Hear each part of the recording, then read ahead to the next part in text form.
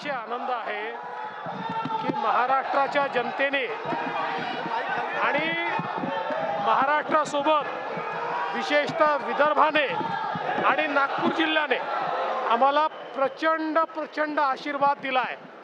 जे लोक सांगत होते की आमचं विदर्भात पानिपत होणार, आमचं नागपूरला पानिपत होणार, त्यांचं पानिपत झालं आणि जनतेने आम्हाला आशीर्वाद दिला।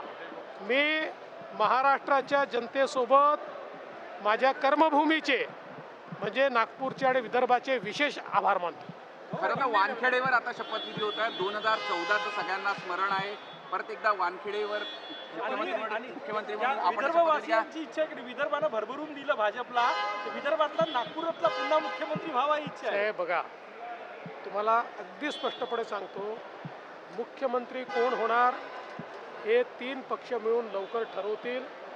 ते ज्याला ठरवतील तो आमचा मुख्यमंत्री असेल। 133 जागा एवढा जबरदस्त स्ट्राइक रेट आहे।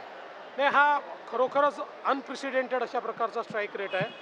हे मी मगाशी देखील म्हटलं की असं म्हणतात की भगवान और जनता जब देती है तो छप्पर फाड़ के देती है, तसं छप्पर फाड़ के दिले। काँग्रेसचे दिग्गज नेते पराभूत झाले, वासात थोरात, ताना पटोले 2-3च्या मतानं पुढे आहे। कसं बघताय याच्याकडे? मला असं वाटतं की एक प्रकारे लोकांनी हा इशारा दिला आणि महाविकास आघाडीला विशेषतः इशारा दिला आहे। ज्या प्रकारे त्यांनी आम्हाला टार्गेट केलं, व्यक्तिशः मला केलं, माझ्या परिवाराला केलं, भारतीय जनता पक्षाला केलं आणि आमच्या महायुतीला केलं, ज्या प्रकारे हे टार्गेट त्यांनी केलं, माझं मत आहे की जनतेने त्याचं उत्तर दिलेलं आहे।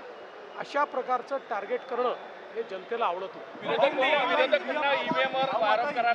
संजय राऊत पुन्हा ईव्हीएमचं नाव घेत आहे। राहू द्या, काही लोक बोलत असताना मी त्याच्यावर कधीच उत्तर देत नाही, कारण मगाशी आमचे प्रसाद लाड म्हणाले की काही लोक गांजा पिऊन बोलतात, मी तसं म्हणणार नाही। भूमिका घ्यावी।